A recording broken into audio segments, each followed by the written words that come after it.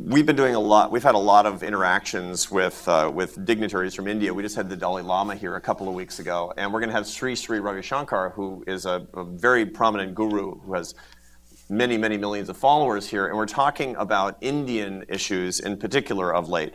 Sadanand Dume is our resident scholar in Indian studies, and he has a question about that country. I can hold this. Thank you very much. I have a broad question about India. When you look at your engagement with the country, what do you think it's done well, and where do you think it needs to do the most work? Well, India has a lot of very socialistic policies having to do with labor and land, and the fact that it has not risen as a manufacturing power is an indictment of its government policies. That is, as China's incomes went up, the place that the world should have moved to next as the manufacturing hub of the world absolutely should be India. And that's only happening to a very, very tiny extent. And it has to do with, regulatory complexities, infrastructure quality. Now, I'm optimistic about India. We put more into India than any country in the world. India benefits from a funny form of competition, which is competition between the states. And so, when one state really gets its act together, the other states tend to feel jealous, and they, are kind of looking at what policies led to that. The states in the north that we're particularly focused on, Bihar, Uttar Pradesh, have lagged in every human development numbers as well as income. But the improvements, and we have a big partnership with Nitish Kumar as Chief Minister in Bihar. The new Chief Minister in Uttar Pradesh decided that these health things that we care about, he'd get very involved with. And so we're seeing a very fast rate of improvement there.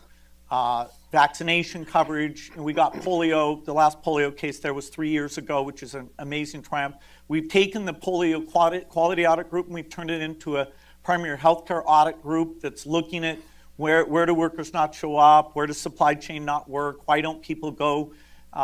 India's health is very complicated because they have a lot of these, a private sector that's very low quality, and the government hasn't figured out how to get the private sector to be high quality, and yet they haven't built the capacity in the public sector.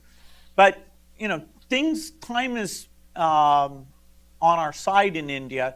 It's just frustrating, they haven't adopted a few new vaccines there's 2 new vaccines that will save over 400,000 lives per year in just India alone. And they're being quite slow on that issue. So India's great. And in 15 years, we'll probably be out of India because its budget will get bigger and it'll allocate more of it to health. Why did what result the delays in actually the permitting, and what owes to that? I suppose the viruses didn't unionize there, but the suspicion of the bureaucrats really like the status quo. The way the career system works, you're much better off not to change things. And so getting somebody to say, yes, we'd like to spend more money on a new vaccine, knowing that there's a crowd that's going to come in and attack that. There's a little bit of conservatism. And there's an election coming up, hopefully. As you get close to an election, you get particular paralysis in the bureaucracy. Post the election, there's a lot of optimism that things will, both in terms of deregulation and taking on new health initiatives, that things will be even more aggressive.